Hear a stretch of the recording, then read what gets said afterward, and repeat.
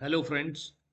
Today we'll try to understand something on time value of money, and this is actually a concept which helps you for conceptual understanding. And then we'll go to another topic called as data table, and we'll try to see how data table can make our task very easy.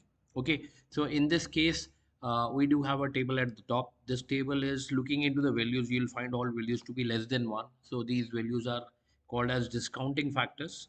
So now you see, theory is like in banking. I'll give you one example from banking.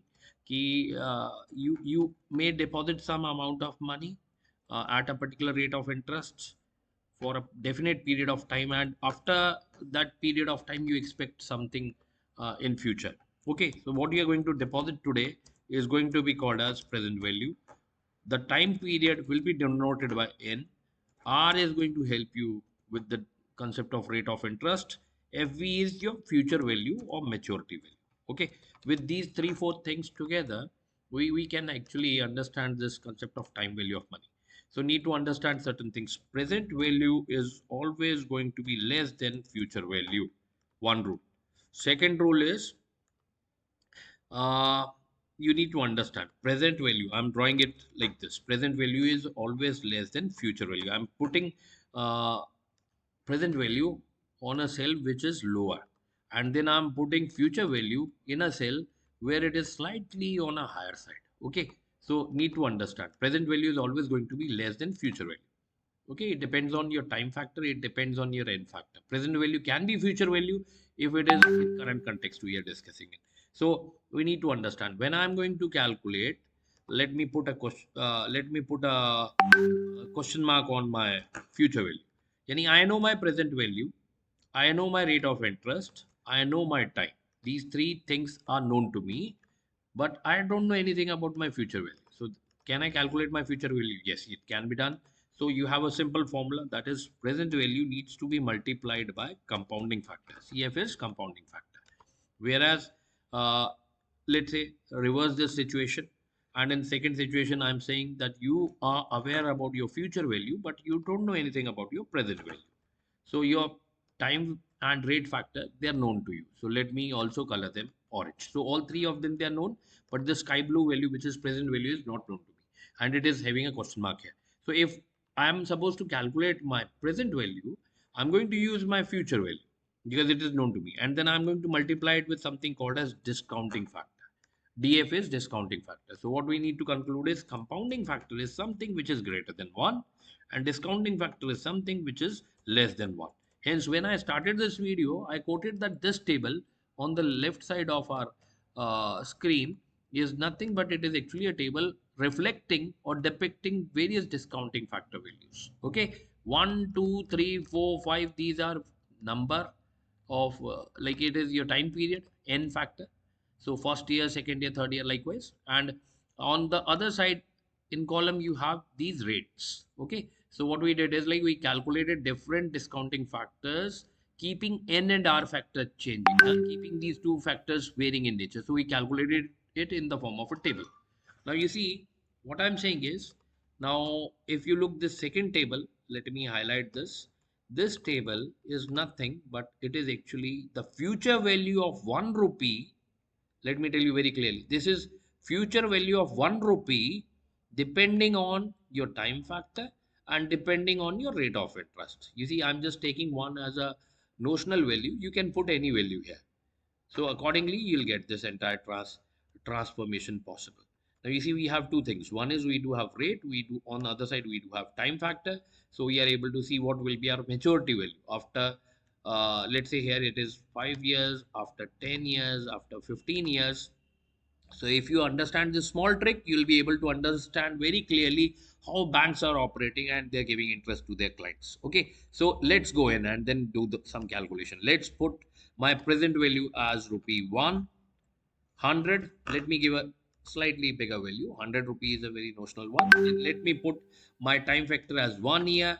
Do not write 1 YR. YR is alphanumeric information, so it will create problem. Now I'm going to rate whenever I'm going to quote some rate, let's say 10%, mention percentage along with it. Okay, so it will help you to simplify your calculation. Now I'm supposed to calculate my future value.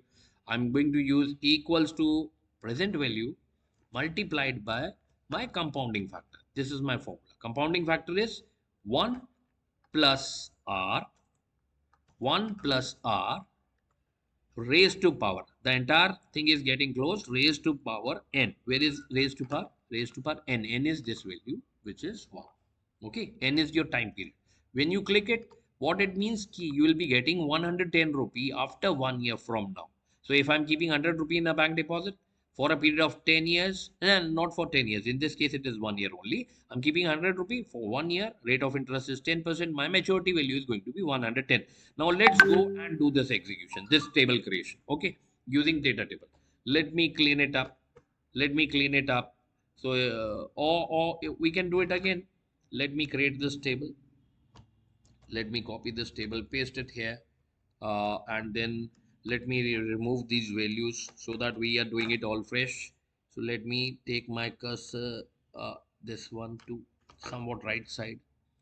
Need not to see the first one, then we'll try to compare the values. Okay, now this is your question. Present value is 100, time is 1, rate is 10%, future value is 110. This is what you did, a basic execution. Now what we are looking for, we are going to use, let me write here, the technique is called as data table. Okay, this technique is called as data table. So I'm going to use data table to do something here. Now you see here we have applied a formula. So where is your formula? Formula is in future value, this particular cell. So let me escape, or let me do one thing for you. Let me click a screenshot of this.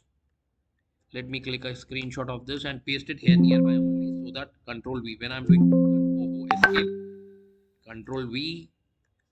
This is my screenshot which I just clicked up for your reference.